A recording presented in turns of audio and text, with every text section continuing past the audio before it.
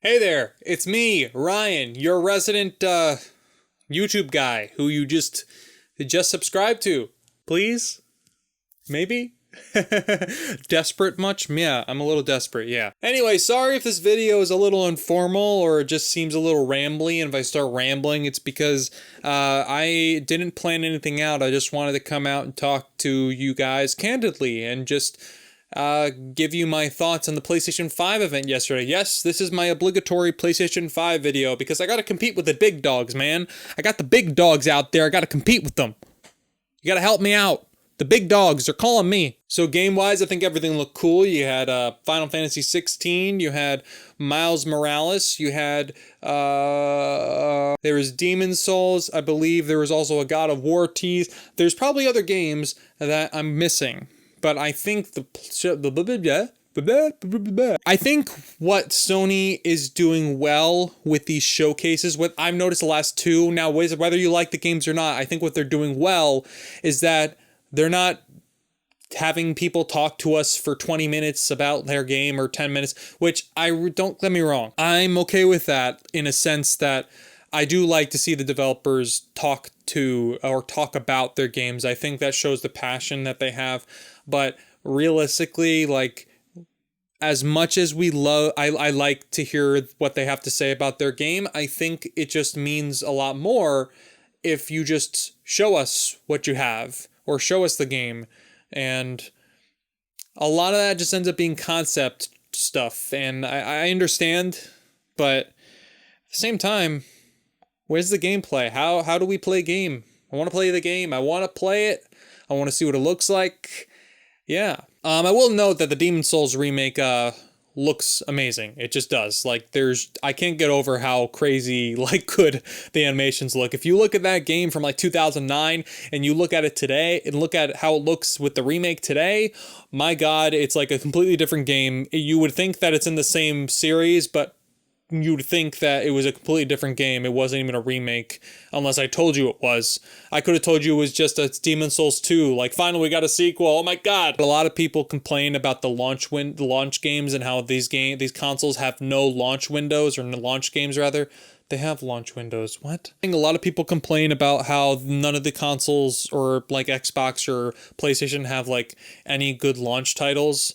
And I just gotta say, like, that's all of the consoles. Like, none of them have had that impressive of like a launch title or launch windows or something. They've all had just kind of like really good games and some bad ones, and like, it's okay, you know. They also announced that your entire, or I don't want to say entire, but a big portion of their PS4 exclusives are going to be available for PlayStation Plus users. Now, I know people of Game Pass will say, well, it's still not as good as Game Pass. That's true. Game Pass is a crazy deal. You'd be stupid to pass it up if you have an Xbox. Just get it.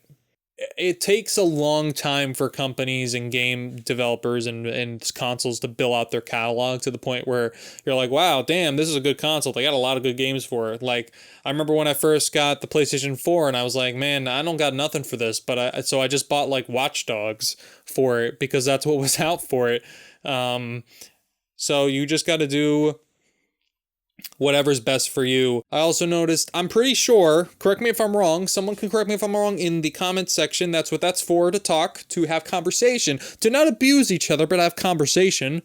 Someone could tell me maybe in the comments down below if maybe, I could have swore that Sony, maybe it was another developer, had said that all of their fall releases would be $69 or $59.99, but I'm seeing games now that are like launching at $69.99, and I get the change. The change we haven't changed the price in like over a decade. I get it at this point, like, it's way overdue, but at the same time, like, I could have swore that that's just I'm just going based off what they said. Maybe it was up to developer specific. Maybe someone could tell me. I don't remember. Anyway, one last thing I want to say about the price increase. It does suck with the games being a little more money, but I want to say this, and I really do believe this, is that gaming does not have to be an expensive hobby. It just doesn't. Like, yes, I encourage you to buy games at launch if you can. I encourage you to support your favorite developers if you can, but if you can't afford to buy a game at launch, at least for me, I'm not going to fault you for it. Like, if you need to wait a couple months for the price to go down, I think that's totally fair. I do encourage you to buy games at launch when you can, or to support the developers you like and to support the games that you like, because that's what helps them the most. If you can't afford it, that's okay too. Like, you can wait for the game to go down in price. The only value that is set by the company, and then the other value that is set on the product is set by you, the consumer. You don't have to get it right away. You can always wait a couple months and wait for the prices to go down, because inevitably they do. Inevitably, there's going to be next year maybe a Black Friday sale where they're going to have a lot of games on sale, even if it's like $10 to $20 off.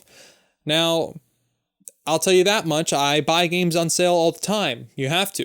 So it's $4.99 for the PlayStation 5, the regular version with the optical drive. It's got the little circular disc thing with the hole in it. You put it into the console, and that's what you got. That's $4.99. Then they announced that the digital version is going to be $100 less at $3.99. I've seen some people say, well, the Xbox Series S is $200 cheaper than the Series X. What gives? I'm paying $100 more for the optical drive with the PlayStation 5 or the standard version. Yes, you are, but Xbox Series X also had to sacrifice a lot of components in order to get it to that price point, or at least where they could where they feel comfortable with that price point. That's the thing you have to understand. That's not to fault anyone for pointing that out. I think that's fair. I'm just saying, like, you also have to understand that, like, the only people that made it at $200 that brought it down to that price point is Microsoft, because they took out a lot of components or sacrificed a lot of components to get it to that price point. And that's okay. I'm not saying that they shouldn't have done it. I'm just saying that that's the reality of the situation here. And finally, the part that's been really frustrating me the last 24 hours is the whole the pre-order situation. Like, so this is what they said. I don't even think they announced it in the stream. Correct me again. You can come down below and correct me again. You can correct me again in the comments section. I don't even think they announced it. I think they just tweeted out after the showcase. They were like, "Hey man, well, looks like you can pre-order it starting tomorrow at some retailers." What were those retailers? They didn't tell us. Who are they? I tried to pre-order it, man. I just tried. I tried to pre-order this console, and it just, everywhere I went, it sold out immediately. They announced the pre-orders. They say, oh, it's coming tomorrow. Then Walmart, I think, came out and was like, yo, come on, pre-order today. Come on. And then all other retailers followed suit, and now it's sold out. I'll literally have friends texting me, and they're saying, hey, it's on Target. And then, like, not even 5 minutes later, I go on there, sold out. Or the site crashes. Great. Just like, come. And the reason that they give is that, or not the reason, that the defenders of Sony, which I'm not saying that they're wrong per se, is that Sony wanted to discourage scalping by not really planning this, by surprising people, which it doesn't really make much sense to me, because people are scalping it anyway. Anyway, I'm going to keep trying to pre-order it. Yes, I'm going to get the disc-based version, because I still like putting these old little things in the console. I like having this in my hand. It feels good. Hear that? Hear that? I like putting that in the old console there. Yeah. Anyway, that's all I have to say. Yeah, that's all really I have to say. I just wanted to give some of my thoughts on the discourse that's going on, because yeah, it's all you really want to, right? You want to hear my discourse, and I'm sorry if I keep looking off. I keep looking at myself because apparently I'm being interviewed. Anyway, if you're watching this, please just give me, I want to pre-order PlayStation 5. I want to pre-order it. Anyway, thank you for watching. I'm sorry if this video was a little rambly. I don't normally do this, but I wanted to just react a little bit to what I've been seeing online and some of the discourse and some of the conversations that you guys are having. So if you feel like having a conversation, comment down below. If you don't. If you want to like the video, you want to subscribe to the channel, that works. That works too. My name is Ryan, and I'll see you later, maybe. I love you. Maybe.